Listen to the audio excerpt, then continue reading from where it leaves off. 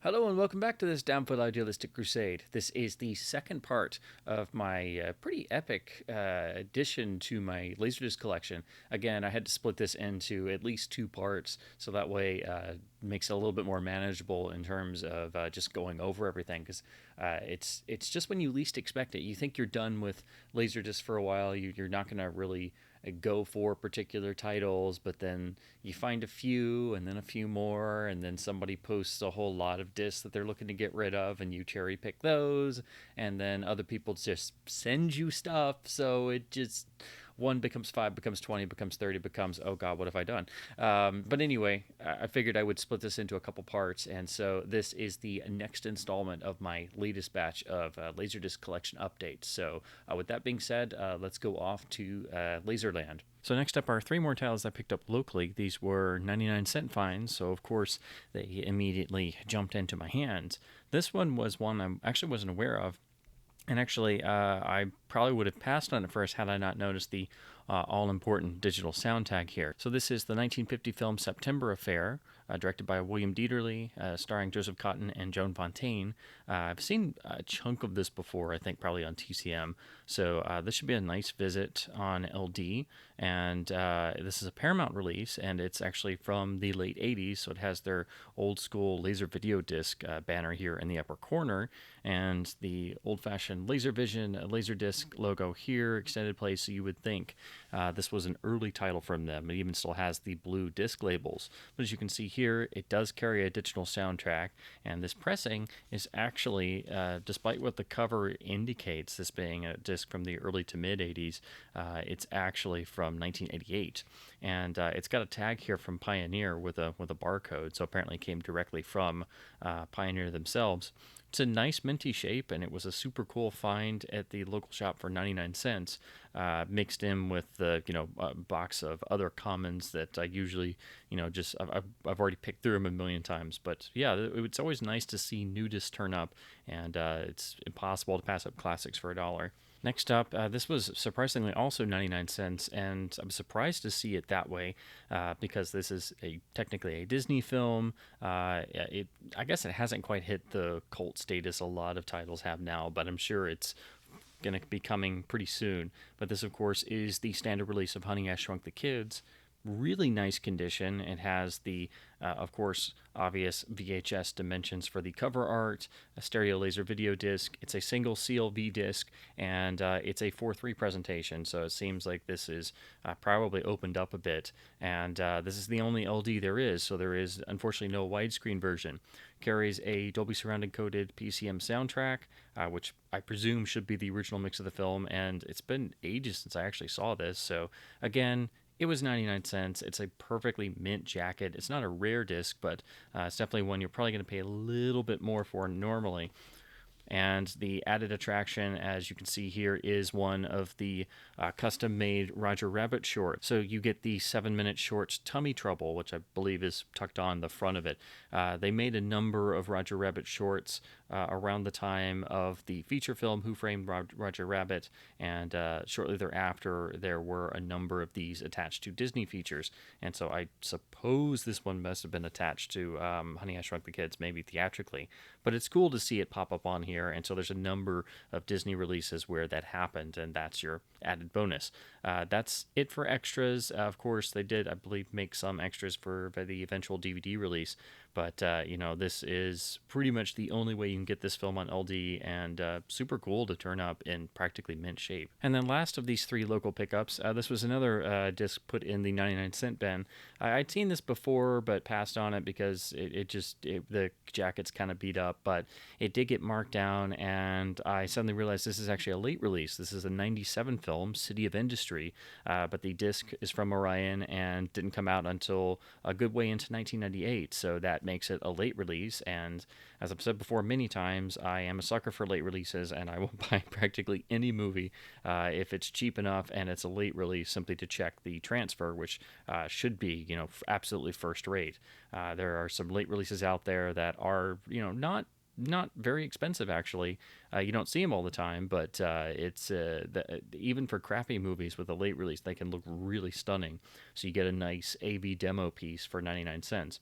So again, the jacket is kind of roughed up, and I've never seen this film, but the art looks pretty nice. The cast looks good, and again, it's a late release for 99 cents. Plus, of course, it has a tagline, and as everybody knows, I'm a sucker for taglines. Wanting a man dead can be reason enough to live. City of Industry. The rear art looks pretty nice. Again, it's just simple movie only, and of course, it's pressed by Image because it is a late release, and Image had taken over practically everybody's LD business by that time. So it's just a single CLV disc, two sides. It is letterboxed. It does carry Dolby Surround encoded PCM. It doesn't have AC3. I don't know if this film was mixed 5.1, because not everything in the 90s was. I'm assuming it was, though. So I suppose if there's a DVD, which I'm sure there is, it probably has AC3, or you never know. Sometimes it's also just still Matrix 2.0, because some titles just never got that bump up to 5.1. But yeah, just it looked interesting enough, and it is a late release, so I figured why not. So the rest of these discs are all from a lot of discs from Vincent Onorati, the wonderful LDF admin and great friend to this channel and member of the Wolfpack Group podcast as well. So he picked up a fantastic lot of LDs, a ton of classics, or as he put it, a lot of Spencer discs. So he was looking to part out a good amount of them and just keep the ones he was interested in. So he put together a wonderful bundle of discs for me, and just sold them to me at like a rock bottom price. So these are some fantastic titles. Some of them, the condition is a little rough, but for getting a nice solid copy for literally dirt cheap, I can overlook that. So, but this first one, this is a beautiful title. This, of course, is a Roan Group title, one I've wanted to get for a while. Of course, it's been superseded by several releases on DVD and Blu-ray, but this was the first really decent presentation on home video of the classic horror film White Zombie. Lugosi fans and classic horror fans, this film needs no introduction for, but this is one of the most atmospheric classic horror films you'll ever see in your life. Story-wise, it's a bit simplistic. It was made independently of the studio system, and Lugosi was lured away after doing Dracula. But it's a astoundingly atmospheric film. It's one of those films that you really just have to go and see if you're into horror at all. If you're a fan of Lugosi, it's a must. Of course, the film has been hugely inspirational, to all kinds of different artists and bands and things, and of course, is the inspiration for the naming the band White Zombie. But anyway, this is a beautiful release from Roan Group. This title, because it was independent and the distribution was a bit weird, the sources that were able to be used have been all over the place, and it kind of fell into the public domain for a while. So all you could find were just terrible, awful, worn dupe copies.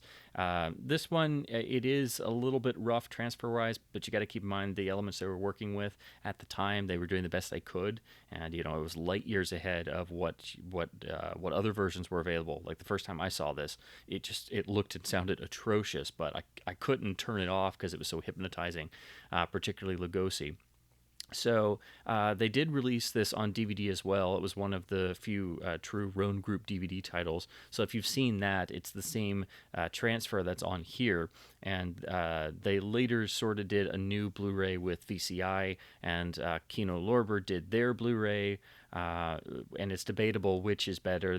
Neither one is really perfect. They both have issues, but I'm really excited to finally have this LD, and I love the jacket, and I love what Roan Group put together for their packages. So here's the rear in the standard Roan Group tradition.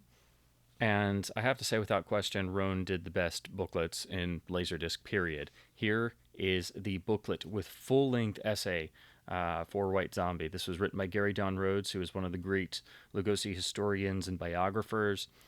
You can see already beautiful still on the front, and then you open this guy up, and it is a full-length essay that is spot on, fantastic. This is not just spouting the same production blurbs and the same famous stories over and over. This is a full-on, well-researched, well-documented essay on the film and its place in Lugosi's career. So it talks a little bit about how it was independently made, how Lugosi was convinced to star in it, how that kind of didn't make Universal and other studios happy that he had gone off and done this thing, and how it actually opened to a decent amount of success along with the other horror films of the pre-code era. And do keep in mind, this is a pre-code horror film.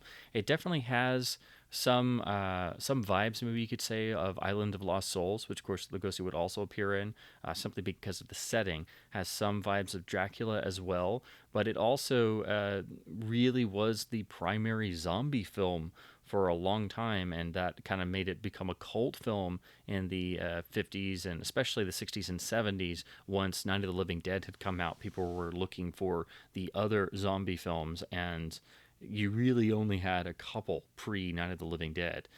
You had the White Zombie, then you had the very bizarre Zombies on Broadway, which RKO made, which of course also starred Lugosi. The best and most iconic is, of course, the second of the Val Lewton horror films, I Walked with a Zombie. But none of these are the zombies people were thinking of. These are much more deeply rooted in the traditional sense of the zombie in island voodoo of the Caribbean, for example.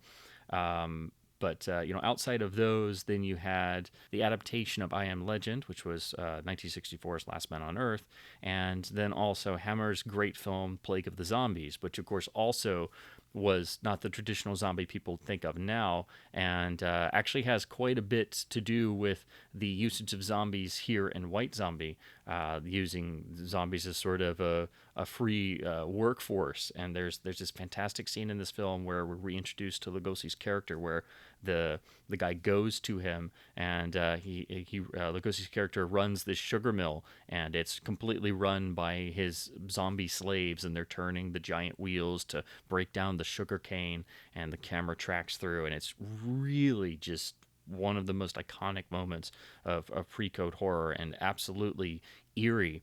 And then every time Lugosi is on screen, I mean, he just burns holes through the screen.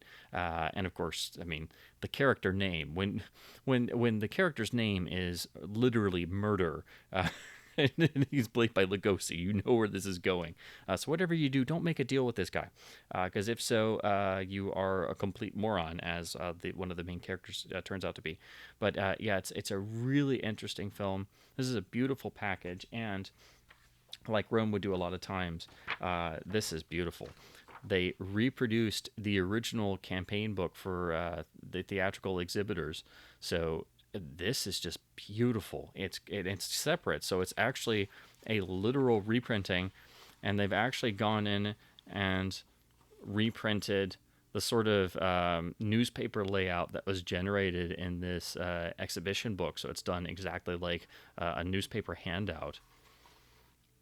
So Criterion has done this once or twice with some of their Blu-ray booklets, and some other labels have, but I mean, not to this extent. So I don't think anybody topped Roan in the Laserdisc era for their booklet materials. I mean, these are just, it's worth buying one of these alone just for the inserts, but a lot of times these turn up without these awesome inserts, so you have to always check inside. Of course, they go into detail about the transfer. This combined two 1950s 35mm prints that I believe were probably struck as preservation materials, and it literally talks about how bad all the old 16mm copies were. So it used multiple print sources to try and make a best possible master.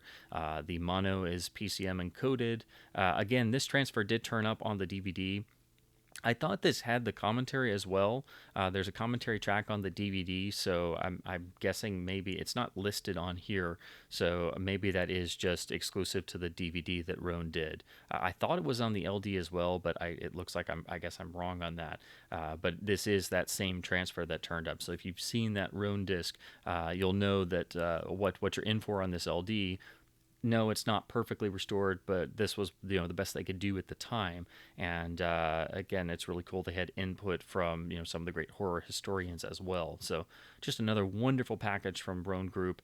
Again, story-wise, this isn't the best film in the world, and a lot of people can poke holes in it, but it's just unbelievably atmospheric. It has atmosphere for days. It's one of those films you can't look away from. the first time you see it, especially if it's late at night, you might have dreams about it or nightmares, but it gets stuck in your head. It really gets in your head. So in this lot, Vincent got a ton of classic horror titles and some of the classic Universals. So finally, I'm able to chip away a little bit more at some of the titles I was missing.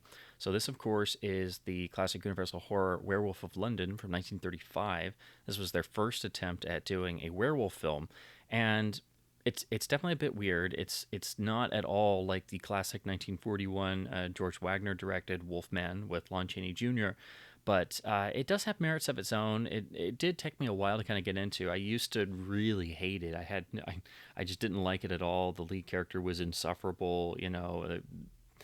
He wasn't sympathetic whatsoever, and it just kind of felt bizarre. It's story wise, it's kind of like a mishmash of they put lycanthropy in like a Jekyll and Hyde plot, and in some ways it just kind of seems similar to a film they made the next year, The Invisible Ray, with Karloff and Lugosi. So it kind of feels like a weird hodgepodge between a lot of things, and the whole notion that they have behind the lycanthropy, they tie it to this moonflower, the Mariphasa, that grows only in the hills of Tibet. And so it's kind of weird. It's not your traditional werewolf lore, but if you go with it enough times and you watch it every year with all the other Universal horrors, I guess eventually it wears you down, because when I watched it this last October, all of a sudden something must have clicked, and I'm like, oh yeah, this isn't that bad. It has good stuff in it. The photography is well done, and you have great cast members that turn up in other classic Universal horrors, and of course, I love Warner Oland in anything. He turns up as the initial werewolf who kind of starts everything, and unfortunately, I wish he was in the film more, but yeah, it eventually wins you over. On LD, it was done as an Encore edition, like all the other classic Universal horrors. It was done a bit later, so this is a 1992 pressing, so it has the all-important for me digital mono, and it's a bit spiffier than the initial films got, in terms of their LD releases. So you have the wonderful cover that was used for the iconic Classic Monster Collection VHS sleeve, which we all grew up with those, and I have a number of those tapes. They're still, it's one of the most iconic VHS runs for any design. But I loved that once they started doing the Encore discs for these in the 90s, they started using those. So you can get that beautiful VHS art on an LD jacket, albeit, in the Encore edition. But as you see, they actually blended in the colors. So they used a sort of off green to blend in with the sky. But of course, it would have looked even better had they just made it the whole thing. And they would do that on the late release final Japanese LDs, the Universal horrors they did. And those look amazing, but of course, they're crazy rare, very expensive. And that's the only way to get titles like Dracula, Frankenstein, I think they did Bride as well, and The Mummy with digital soundtracks on LD, as you have to track down those very hard to get late release Japanese reissues. So as you can tell, the rear jacket looks gorgeous already far in advance of what the old encores for The Mummy and Frankenstein looked like, because of course those were done in the early to mid 1980s.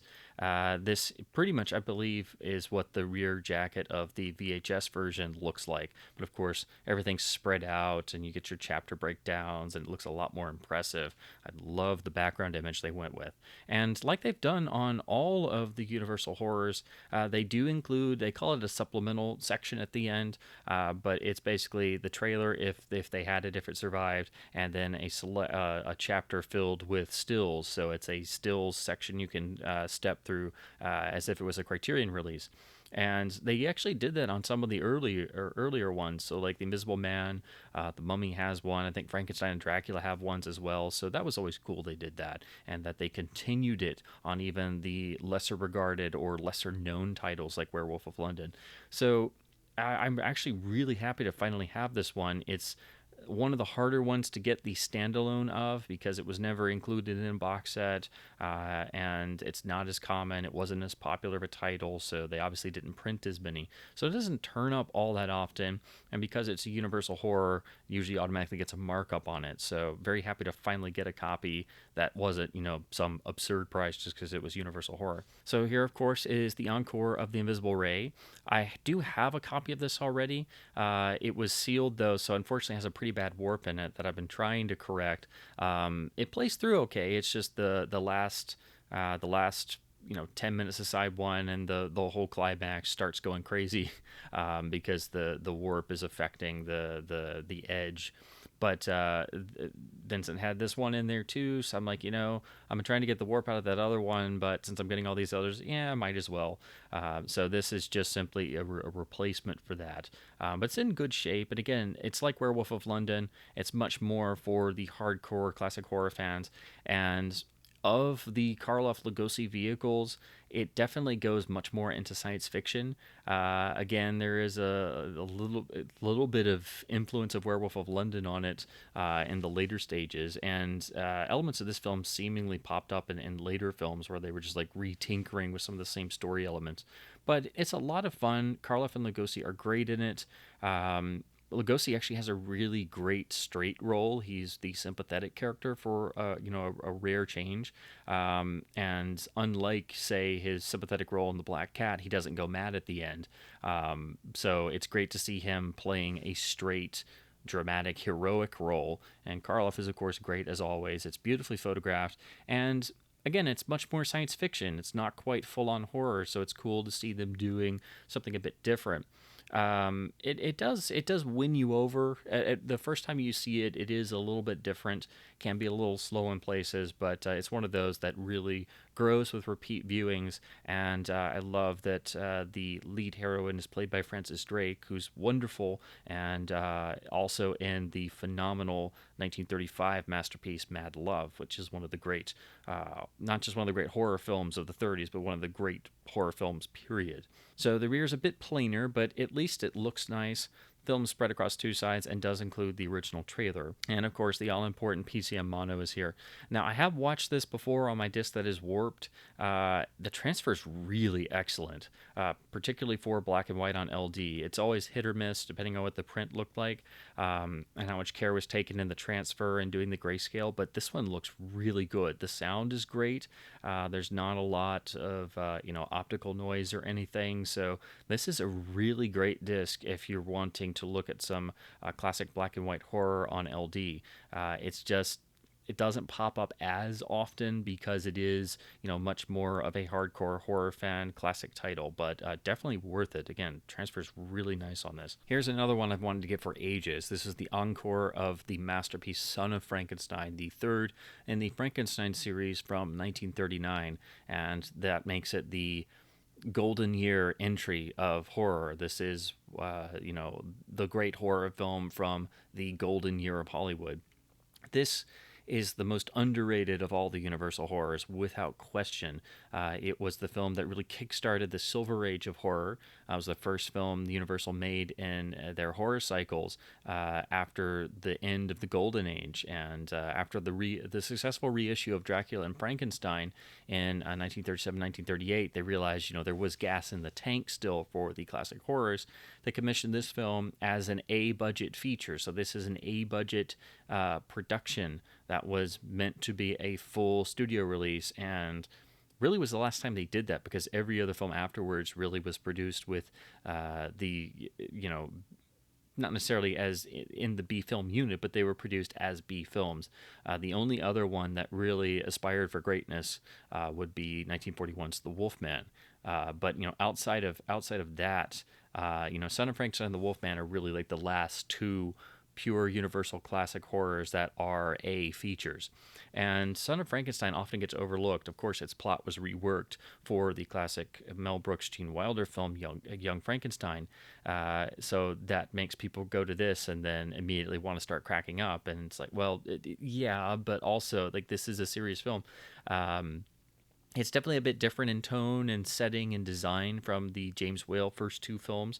And of course, it really establishes the whole continuity goes out the window with the classic Universal cycles. So if you're really a continuity nerd, you're really going to have a major headache, particularly with the films after this.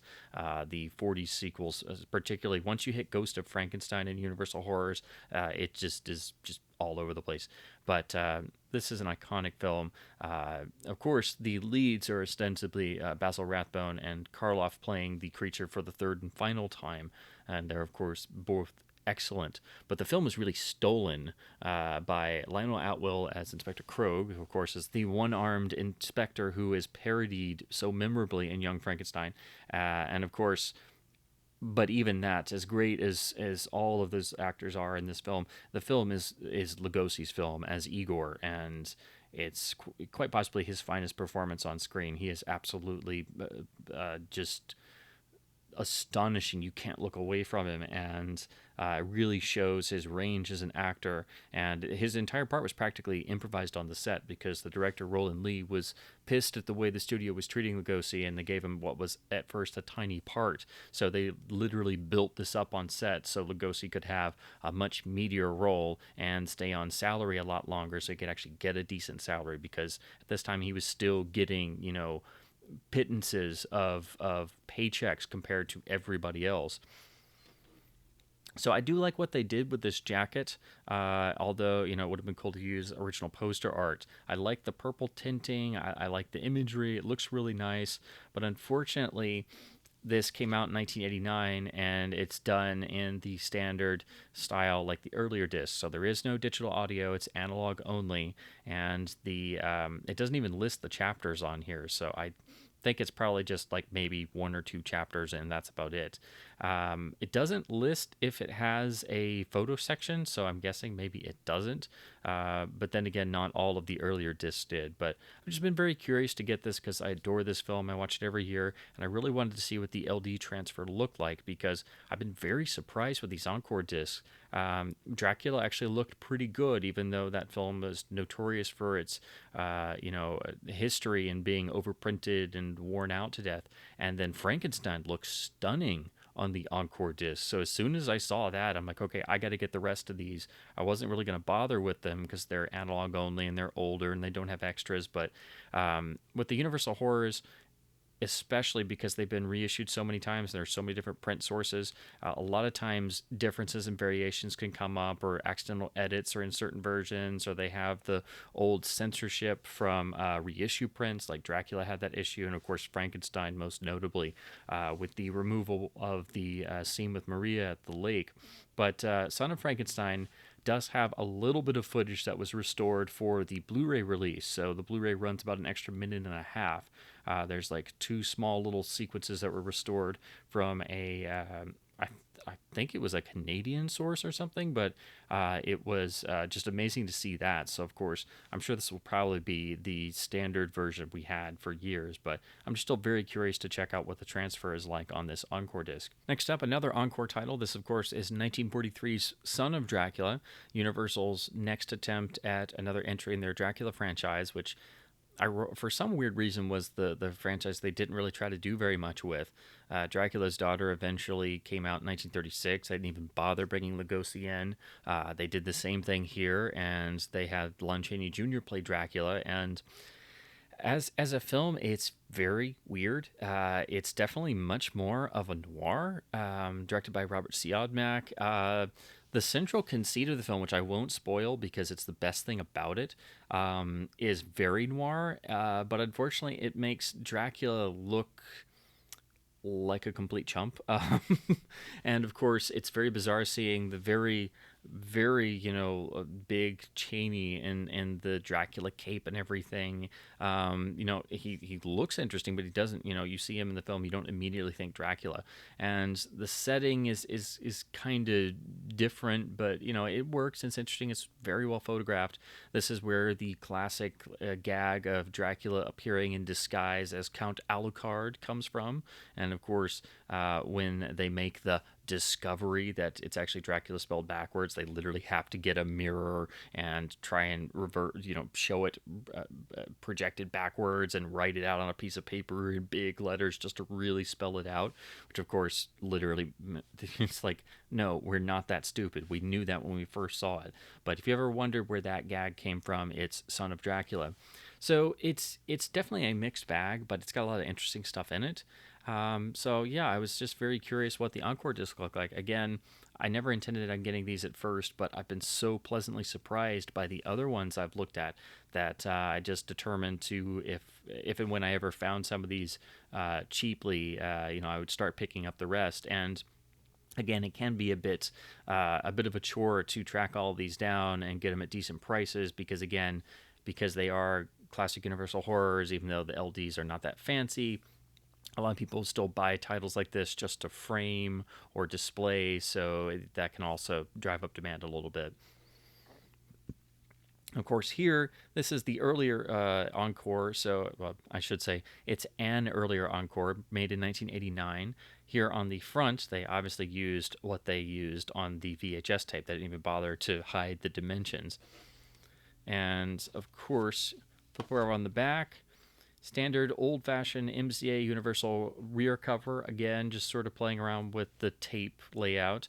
But here they do actually tell you their chapters, and it being a classic Encore edition, your chapters are Side 1, no chapters. Side 2, Chapter 1, theatrical trailer at the end. So you just if you accidentally hit the chapter button, you go skip the end of the movie, go right to the trailer. And then Chapter 2 is, again, one of those nice supplemental photo sections. So this is another title of the Encore Universal Horrors that has a supplemental photo section and the trailer, which is pretty cool.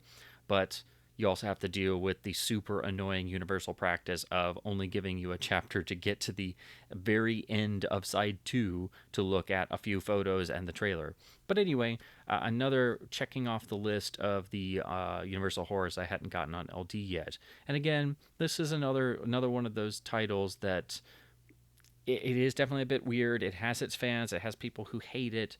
But the more you look at it, it does start to kind of win you over. And again, it's very much like a weird mix of Dracula elements, a film noir, and some sort of inherent goofiness because it is produced as a B film, and it's kind of a weird mix. That's the best way to put it. Next up are two Hammer titles that are also like Invisible Ray. These are actually upgrades for discs I had that are pretty warped. So the jacket's a little dinged up, but I just couldn't pass up nice cheapy copies to help me get rid of some super warpy discs.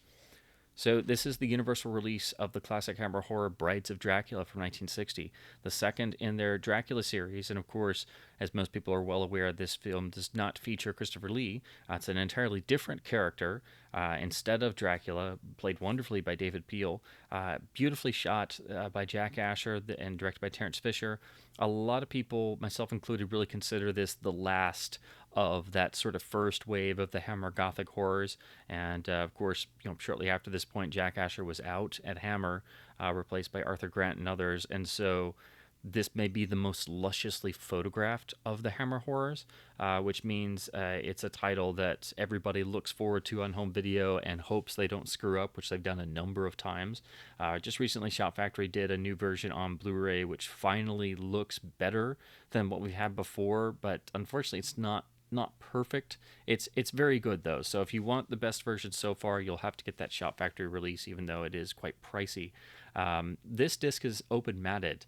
It's a 133 presentation. The film would have been 166 or 185 theatrically. So you do have to deal with you're losing some on the sides. It does look pretty good in spite of that. And of course, that's how it would have been seen on TV and broadcast for years. Color-wise, this looks quite excellent.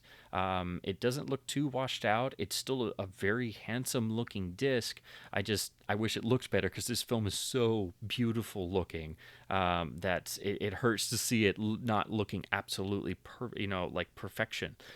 This would be a title I would just die to see on a big screen and die transfer Technicolor. Again, a lot of people think this may be the very best of Jack Asher's work in terms of the Technicolor Hammer horrors, and I find it hard to disagree with that. But then again, I think all his films that he shot look beautiful, even the black and white ones. He could make a tiny film look like $10 million. I mean, it's just stunning if you look at the films he shot for Hammer.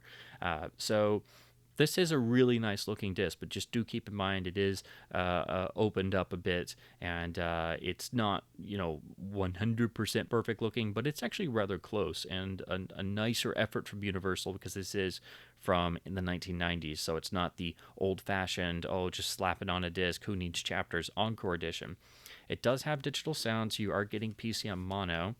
And the cover mock-up does look pretty good, even though they're just using like much more of a generic background, and they've done the old-fashioned like super crayon-looking tinting of the stills. But yeah, it's done pretty well. Single disc actually does have real chapter stops, so yeah, it's still a good way to watch this Hammer classic. But it's still, I wish it was properly letterboxed. Here's the next one. Again, this is replacing a title that I had that was pretty warped because it was sealed. This one still is in the Shrink, but of course it's actually not sealed, thankfully. This is the Universal Evil of Frankenstein release. Again, this one is 133. Doesn't look nearly as good as Brides of Dracula in the framing, so this one, I mean, it's still watchable, but you definitely will want to see these films properly letterboxed, because it is very important. But Evil of Frankenstein is the sort of odd man out in the official Hammer Frankenstein series. It's the only one not directed by Terence Fisher.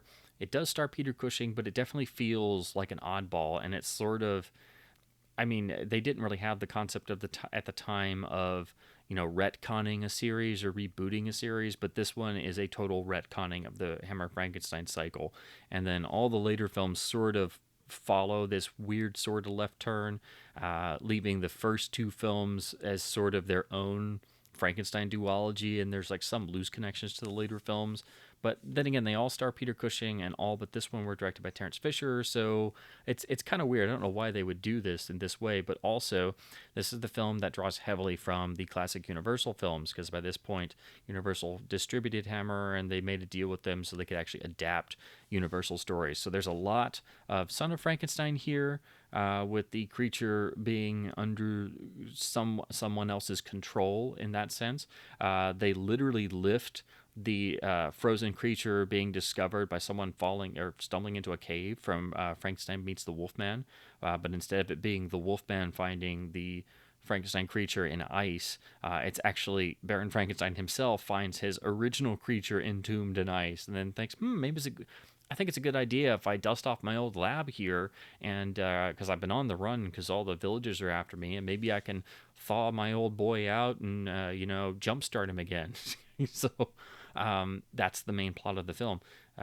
So yeah, it's a weird hodgepodge, but it does have interesting stuff in it, and of course it has Peter Cushing, which means you have to see this because he never did anything that was not worthwhile, and as always he throws himself into the role with such gusto that it makes some of the incongruities and some of the head scratchers much more palatable. So here's the rear again, pretty much size for VHS, but it looks nice enough. Although for some reason they tinted the color of the creature's skin.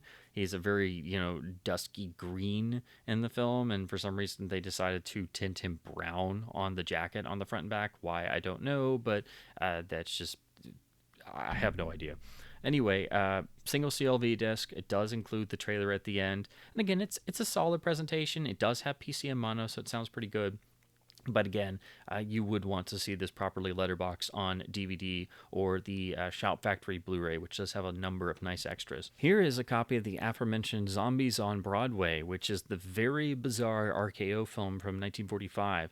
It stars Lugosi, with the actor who's Darby Jones. There we go. It was escaping me for a minute. Who played the head zombie Calfor in the Luton classic I Walked with a Zombie, also made for RKO.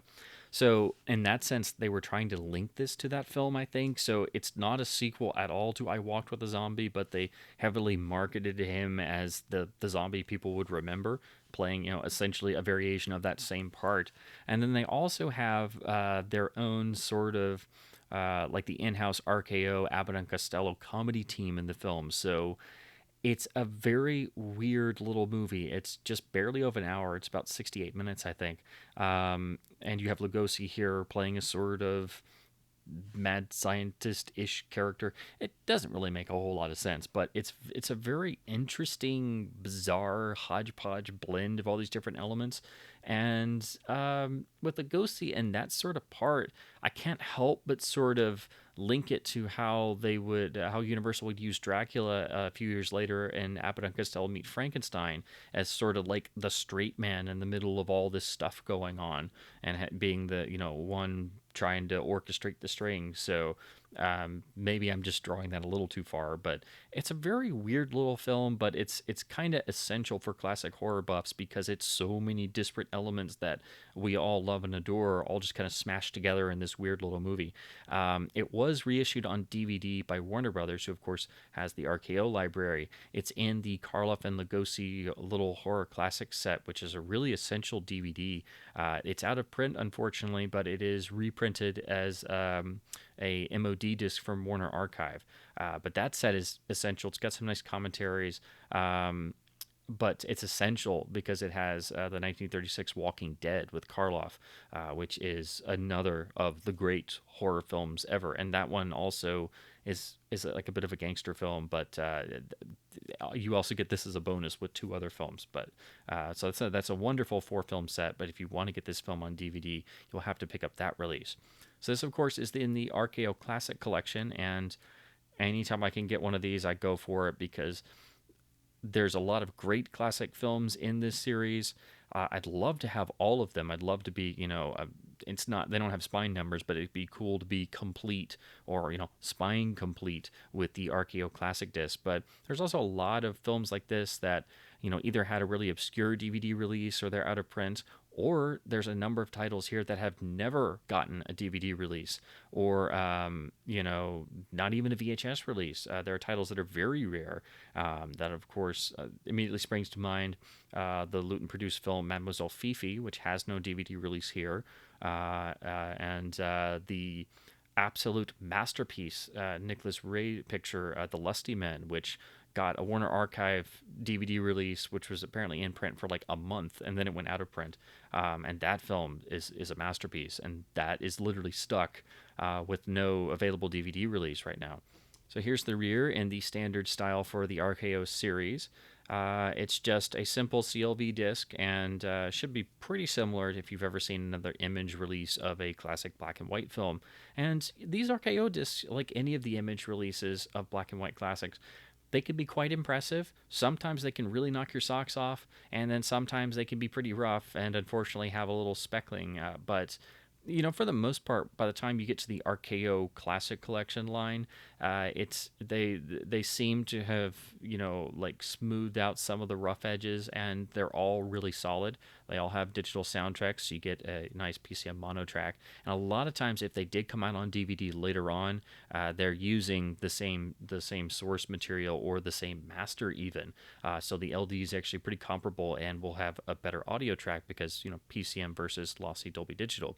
So I'm curious to revisit this and check out the transfer on here, and I will check and compare to the DVD from that DVD set. Next up is the lone film of the Back to the Future trilogy I was still missing. So this is a nice, pretty minty copy of Back to the Future Part 3.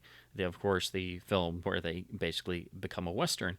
And so this is just a title that always eluded me. Back to the Future on LD, all you have are these standard letterbox versions in addition to the open matte versions. And while they're nothing special, like not quite with the same fervor as the Star Wars trilogy, people still do buy them even if they don't own a player. They frame them. There's more of a demand, and a lot of times sellers will charge a premium for them just because they're such a popular and desirable trilogy, and a lot of people like it for the jacket art.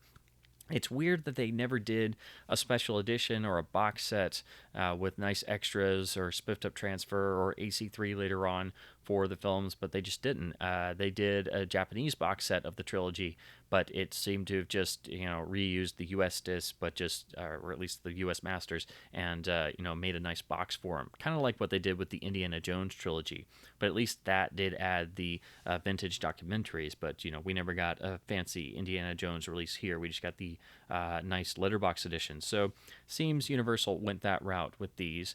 They released them in their standard line, so they're on the Universal Starscape background, I guess, if you wanted to call it something. But it looks quite nice. You have the film's poster art here, sort of in a UK quad design, horizontal instead of vertical. So now I can finally round out the trilogy and finally watch all three on LD, because I've had part 1 and part 2 for some time. Now here's the rear. And ironically, just like it was an old Encore disc, there are no chapter stops. The chapters are on side 1.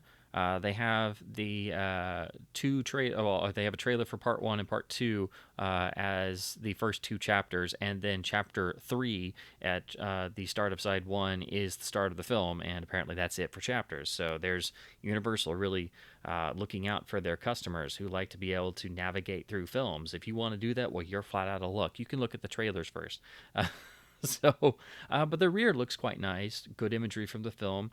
It has a PCM soundtrack, Dolby Surround encoded, so that should be the original standard Dolby Stereo mix of the 35mm release.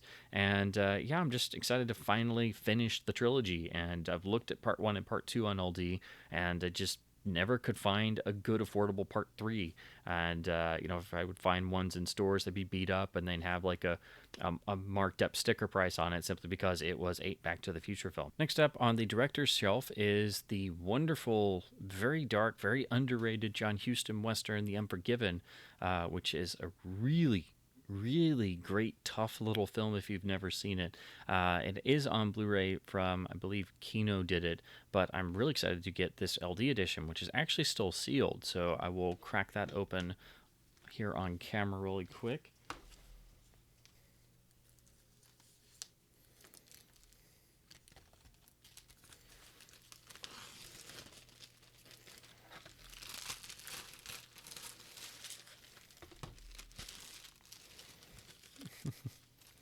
And as you can see, this had been originally $39.95 and was marked down to $9.95 on laser clearance. Yes, I'm going to tuck the old price sticker inside the jacket because I'm a nerd. Nice gloss on the jacket now that it is freed from its plastic container.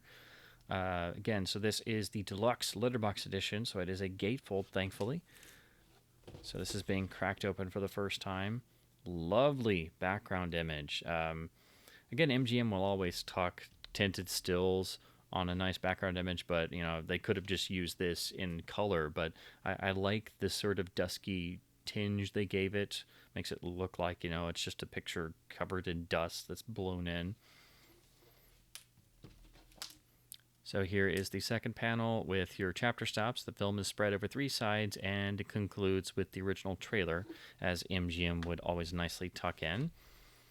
The rear looks very nice, and just like a lot of their westerns, the background for the text is made to look like old, dusty parchment, like you would roll out a wanted poster on. So yeah, this is a wonderful film, and another title I needed to come closer to completing my run of John Huston titles on Laserdisc.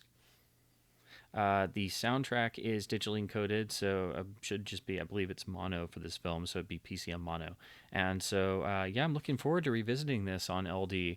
Again, it is on Blu-ray from Kino Lorber, and of course on MGM DVD as well. But this is a nice, very, very dark little picture.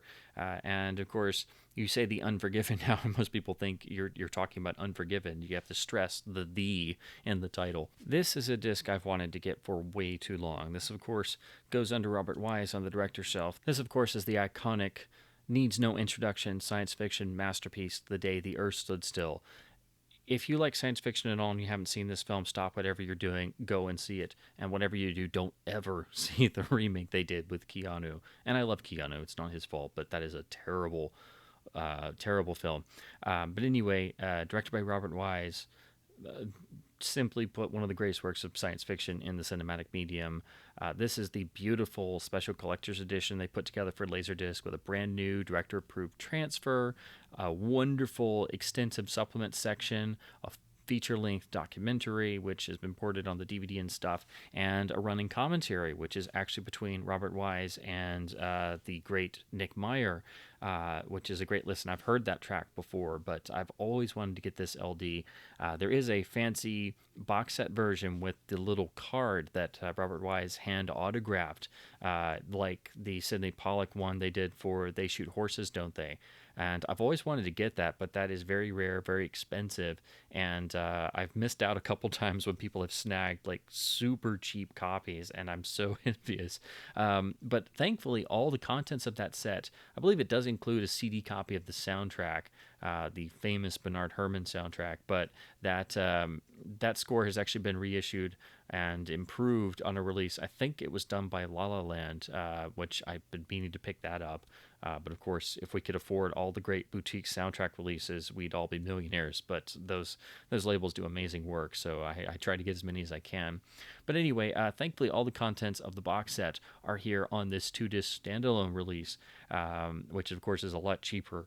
But it's always eluded me getting it at a decent price. So this copy, it's a bit worn, so it's definitely a stopgap. I will eventually get a minty copy. I hope I can get that box set because. Admittedly, I'm not really into collecting autographs, but that's just such a wonderful idea, and I love my copy of the, again, They Shoot Horses, Don't They? The box set that Sidney Pollack hand signed a number of those. So I think that and Day the Earth Stood Still, it's like 3,000 out there or something like that. And they're just this little card that's on the front. So it's the same image here. I believe it's green instead of purple, but it's a box set, and it has this wonderful little insert card here that Robert Wise autographed. So you do get this really wonderful gatefold here with a wonderful full-length essay about the film and its impact, and you get a little bit of information about the new transfer that was done, and then the chapter index here. So the film itself is just on the first two sides, and then side 3 picks up with the making of, which is about 70 minutes. So it is, actually feature length. And then you get into the collector's section, as they put it on side 4, with the text slides and all the photos. So this is a full-on special edition. Also includes the running commentary as well and the analog tracks. So, this is full-on special edition, Criterion worthy in terms of Laserdisc. So do not pass this one by just thinking it's the movie only.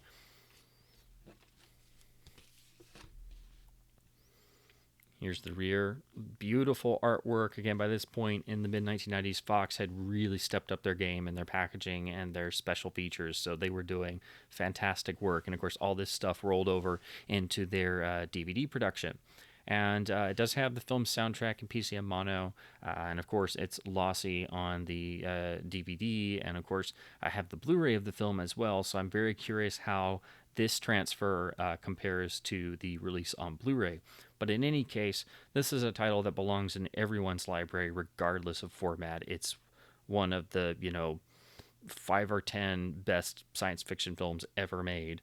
That's not a generalization. That's not an opinion. That's more like fact. It literally is, and it's that important. And it's so impressive every time you go back and you see it again. So yes, so happy to finally have this particular edition here on LD. And again, this is just a stopgap until I can get a really minty jacket or hopefully the autographed limited box set one day. Now we go into the final titles. These are just grouped, as I always do, in chronological order. So we start with some silent films. This, of course, being the image release from the Black Hawk Films collection of the 1920 absolute masterpiece, The Mark of Zorro, starring Douglas Fairbanks.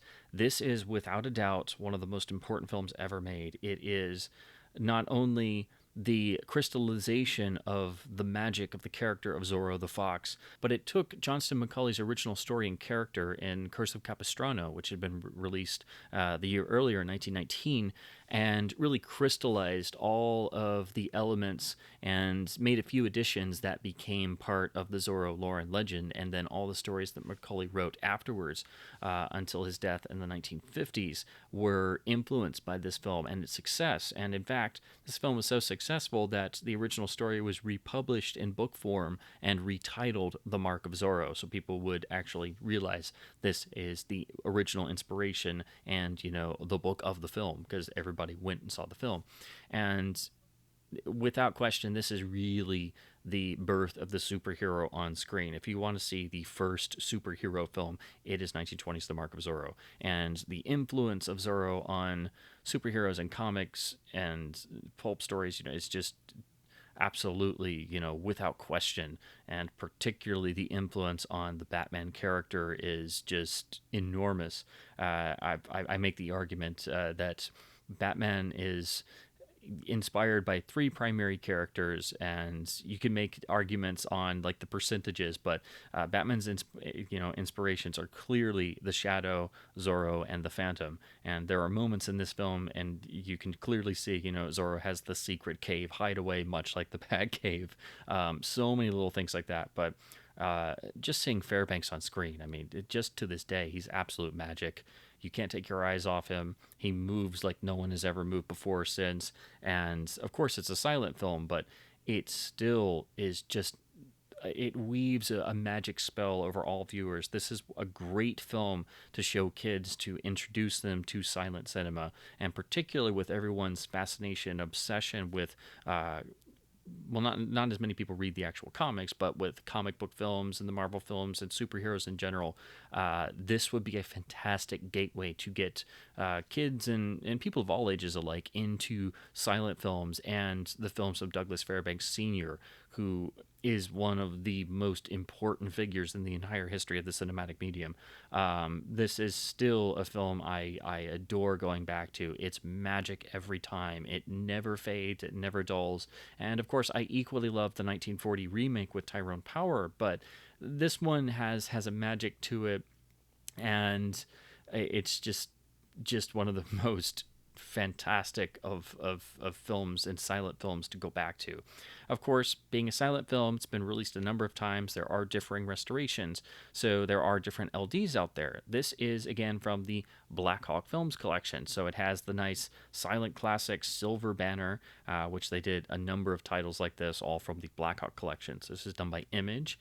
The score is PCM stereo, and I believe, let me see, I believe they indicate which score it is. Let me make sure. Yeah, so this is the Gaylord Carter score, which has been used a number of times. It's pretty well known. But of course, you have to always double check because it's very easy to forget which score is used where, and they don't always indicate on releases which score it uses. So this has the Gaylord Carter score in PCM stereo. And I believe this is color tinted as well. I don't think it's black and white, because the film is presented sometimes black and white, but it's usually tinted on the restorations, as was intended. But again, with silent films, because they ran at differing frame rates, it's not all. You have to really look at the video transfer and the different versions, and of course, different print sources, different restorations. There's always different variables when it comes to silent films. So I've always wondered what this particular version looked like, and with my favorite silent films, if I ever come across some of the other versions for cheap, I tried to go ahead and get those because I'm always very curious what they look like. And on certain films like Mark of Zorro, I really like a lot of the different scores that have been done. So I like the Gaylord Carter score for this very much. So very pleased to be able to listen to it now in PCM stereo. Here's another from the Black Hawk collection. This, of course, is the equally classic, needs no introduction, 1923 Hunchback of Notre Dame, starring Lon Chaney Sr. and one of his most iconic performances. This is another of the great silent films of all time that at least some people will be aware of. It is another great introduction to silent films for newcomers. And of course, like all silent films, there's a variety of different restorations and versions. This one in particular suffered a number of cuts, so there are a lot of reconstructions to try and get it closer to its original runtime. And also, pretty much all of them seem to be based off of 16mm sources because that is apparently the best surviving sources. So Currently, the best version is the Blu-ray release from Flickr Alley, but again, it is limited to what's available, and it's also very pricey. So I've always wanted to get it, but I haven't yet. And I think I've heard that Universal is supposedly working on a new 4K restoration of this, and also trying to work on 1925's Phantom of the Opera as part of their ongoing 4K catalog restoration process. But it's great to hear that they're actually supposedly working on trying to tackle both Hunchback and Phantom, because these are two films that still really need further work. But that being said, I couldn't pass up the chance to look at this version on LD, again under the Silent Classics banner from the Blackhawk Films restoration, pressed by Image. I really like these jackets. I love the matching design on these. I never really thought about it much until I got a few, and they're just really cool. So I love what they did with the jackets.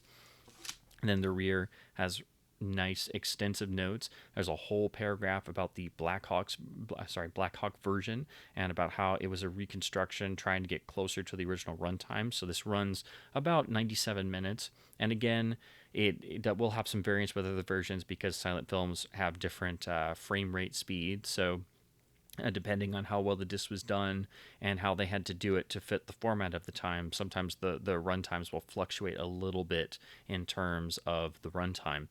But I like the write-up. The images are beautiful. It does have a stereo PCM score. It doesn't indicate on the cover which one it is. So I didn't get a chance to look up to see if it's on the LDDB. Usually people will write in notes on which score it is, but it doesn't indicate on the jacket.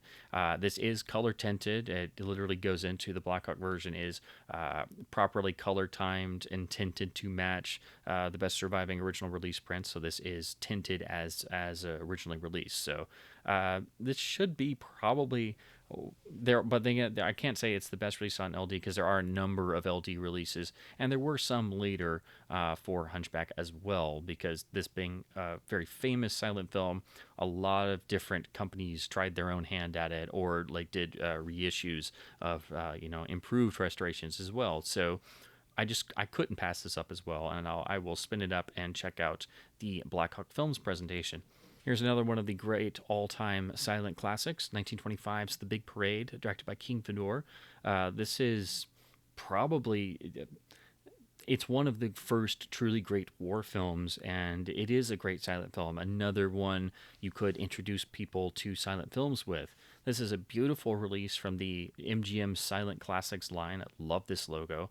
And unlike the release of Greed, this actually does have a digital soundtrack. It's a stereo orchestral score, and doesn't credit who did it on the back. And of course, this film was restored again and is available on Blu-ray as well. But you don't see this LD pop up all the time. It is very uncommon. So I of course was not going to pass this up as well, particularly in pretty good shape and for literally dirt cheap. And as you can see, this one was also clearanced from where it was originally purchased, from $34.95 to $9.99. But it does seem this was actually a gatefold, so let me slip this off. So it is a little worn, and it looks like there's some staining on the bottom, but it's definitely not terrible, and especially for getting it for next to nothing, I can live with that. But it does seem like it has unfortunately caused the gatefold to stick. Yeah. So I don't know if I can open this without ripping it.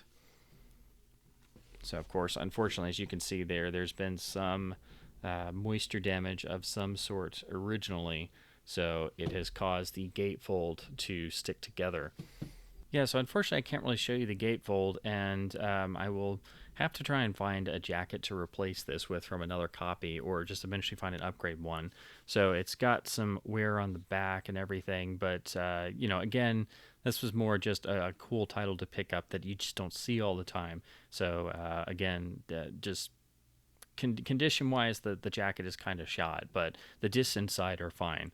The film is, I'm guessing, again, I can't see the chapter listing because it's in the gatefold. I think the film is, because it is over 2 hours, so I guess it does break onto the fourth side as well. I don't think it has any extras or anything, but again, there is a stereo PCM score, so I'm interested to check out the transfer and just look and see how they were able to get it to look on Laserdisc. It's just unfortunate about the jacket because the discs themselves are fine. So again, this was just more of a curiosity to check out on LD.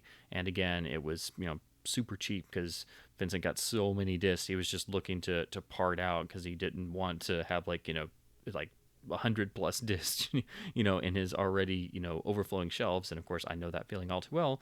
And so I was like, yeah, just give me more discs because I don't have enough already, right? Here's another classic that really needs no introduction from me. This is the 1939 classic western Destry Rides Again, starring Jimmy Stewart and Marlena Dietrich. This was, of course, just restored in 4K by Universal and released on Blu-ray by Criterion in a gorgeous Blu-ray release, which replaces the DVD.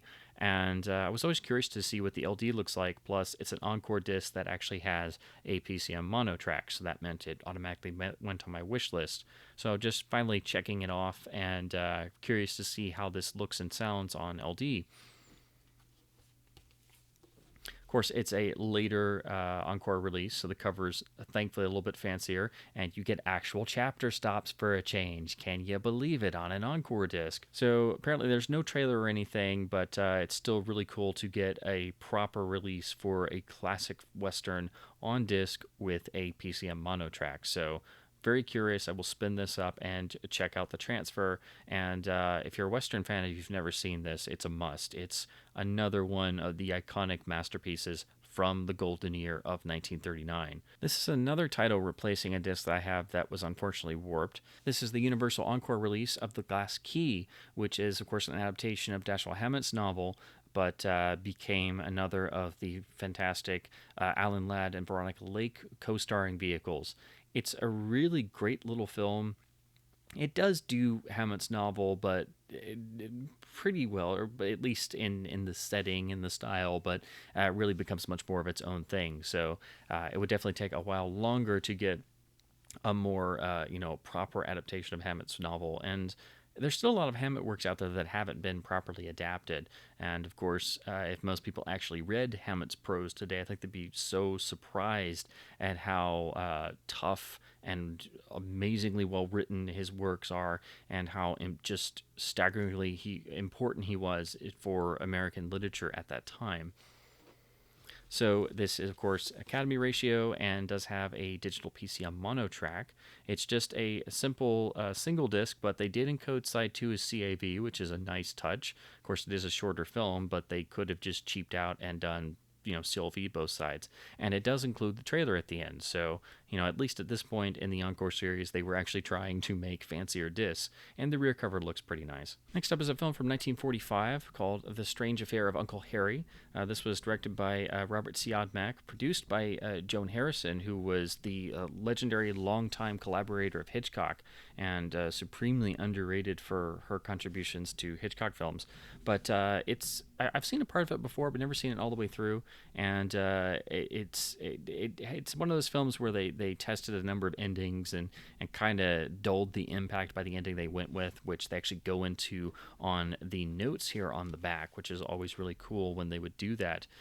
This is a Republic disc released via Landmark Laservision, and it's from a UCLA restoration. So this is done very much like other noirs restored by UCLA in the 90s, then released on LD by Republic in some fashion. So I'm interested to check this out and look at the LD presentation, and it does have a digital mono track as well. So that's always, catnip for me. Here's another great Republic disc. This is the 1950 Western Only the Valiant, which is basically it's a cavalry Western, and it's a title I know of.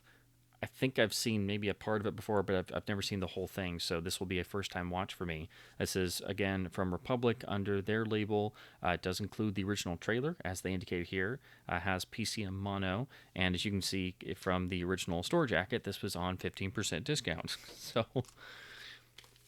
show you the rear.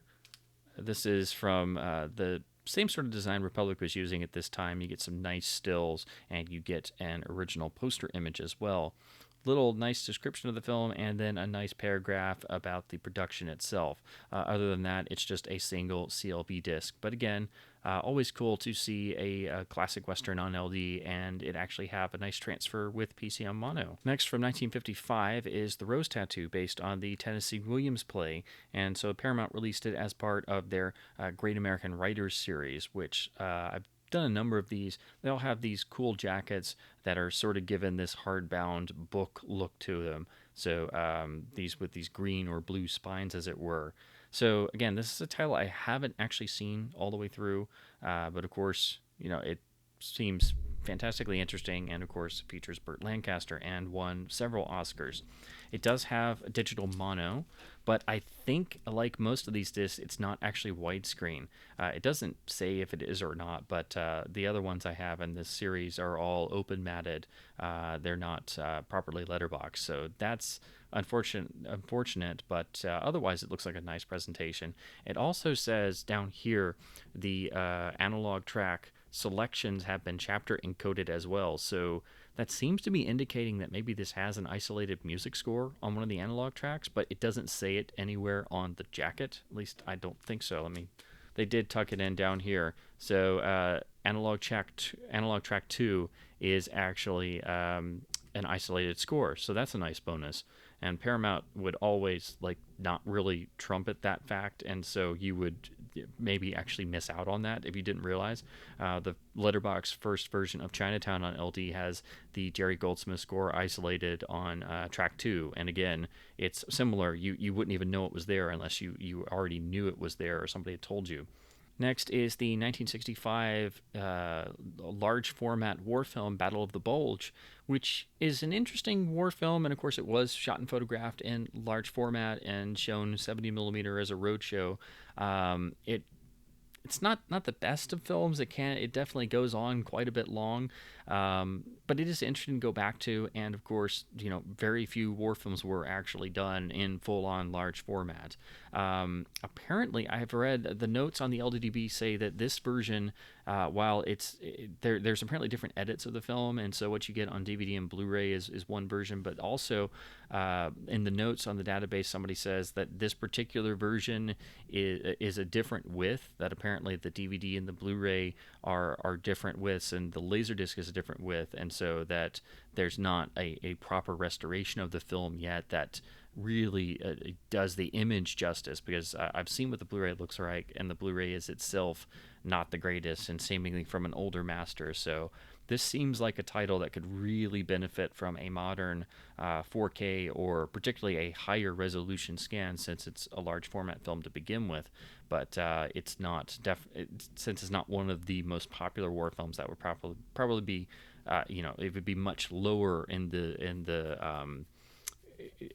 people's minds of the next title to tackle, and of course it'd be a lot of work being a roadshow length large format title. But still, I've always been curious what the LD looks like, and again, knowing that there's some variation out there, it definitely meant that I always wanted to pick up the Warner release. It's a pretty nice jacket. This copy's a little dinged up. The cover has some staining and some wear, and of course, it's a nice non-gatefold, as typical of Warner Brothers. So of course, getting one of these that isn't dinged up or crumpled, well, it's just not really going to happen unless it was sealed. So it is what it is. The film is spread across 3 sides. It is letterbox. The soundtrack is Dolby Surround encoded, so you do get Matrix Surround. Of course, the film was originally discrete in its 70mm presentation, but it should be a good presentation of that audio experience. I've had a lot of good luck with looking at 70mm films on LD, and sometimes they literally did just transfer the 70mm audio track via a Dolby Surround encoder, so a lot of these tracks can sound really great even though they aren't discrete. I don't think it includes the trailer or anything, so it is just simply a nice letterboxed stereo surround encoded transfer for LD. But it's a nice looking jacket. I wish it was not so dinged up, but it's just nice to finally get this particular title that I've wanted to check out on Laserdisc for a while. And then last but not least, this is another disc I've wanted to pick up for ages, and is actually quite uncommon. This is the letterbox release of Dragon Slayer from Paramount. The reason why I wanted to get this was because Not only was it sort of in the first wave of the fantasy titles that became a genre in the 1980s, but also it was one of the films released in the short lived Vistasonic process that was going to be used on Raiders of the Lost Ark. Well, I should say it was mixed for Vistasonic, but I don't think it was released that way. Paramount dropped the system, which was basically a way of doing surround sound for 35 millimeter without using Dolby Matrix equipment. It literally was running 4 optical tracks squeezed in onto a 35 millimeter film print, and it had a lot of issues. And after it didn't work well when Popeye was premiered, Paramount just kind of dumped the system. So only a few titles were mixed in it. And again, Raiders of the Lost Ark was originally mixed in it as well. So Dragon Slayer is the other title I know of that was mixed that way. So I was always curious to look at it on LD and to check it out. So this is the letterbox presentation. Really nice cover. Unfortunately, this copy is really beat up, but I'm just happy to finally have one because it's not common. It was made in 1995, so it has a fancier jacket.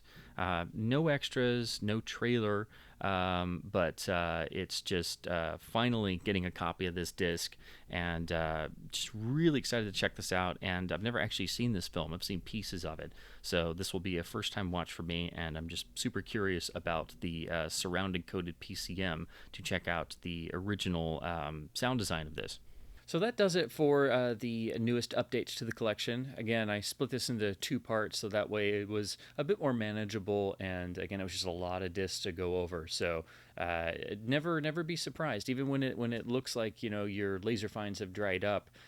You can all of a sudden just have a massive amount of discs appear, both locally in stores. Then you buy 1 or 2 discs on eBay, and then people post collections or lots for sale where they're just looking to part out all the discs they don't want.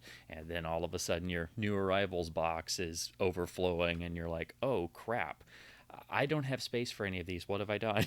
So hopefully, as always, you enjoyed this, found some new discs to add to your own collection, or some stuff to look for, or some stuff to pull off the shelf that you've either not watched yet or haven't seen in ages. So as always, thank you so very much for watching, and keep physical media alive.